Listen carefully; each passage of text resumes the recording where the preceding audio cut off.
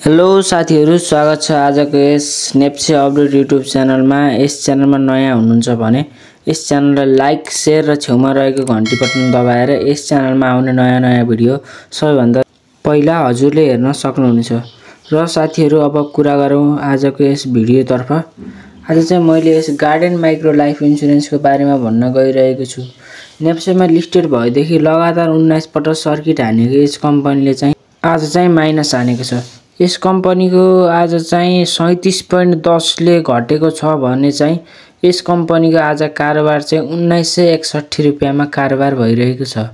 आज चाहिँ यस कम्पनीमा 1,88,000 को भोल्युम आएको छ भने चाहिँ आज चाहिँ यस कम्पनीमा चाहिँ हिजोको भन्दा अलिकति धेरै भोल्युम आएको छ र आज यस कम्पनीमा सेलिङ प्रेसर पनि आएको देखिएको छ।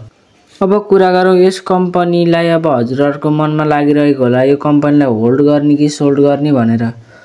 अब हजुरहरुले राखेको टार्गेट मिट भइसकेको छ र अब यसबाट प्रफिट चाहिँ बुक गरिसक्नु भएको छ भने चाहिँ हजुरहरुले चाहिँ अब यसलाई आफ्नो विचार गर्न सक्नुहुनेछ। नभए चाहिँ अब हजुरहरुले राखेको टार्गेट मिट भएको छैन र अब अझै भने चाहिँ आफ्नो विचार गर्न पनि सक्नुहुनेछ। अब कुरा गरौँ यस कम्पनीको टप होल्डिङ र टप सेलरको रूपमा रहेका छन्।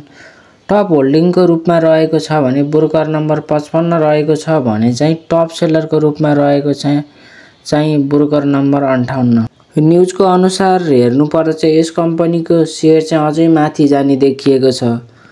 तर चाहिँ यहाँ खेलाडीहरूले गर्दाखेरि चाहिँ यस कम्पनीलाई उचाल्ने र पछार्ने गरिरहेका छन्।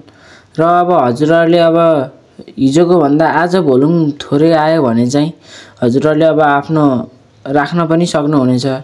र लगातार भोल्युम बढ्दै गइरहेको छ भने चाहिँ हजुरहरुले चाहिँ यस कम्पनीलाई अब सेल गरेको पनि राम्रो देखिएको छ।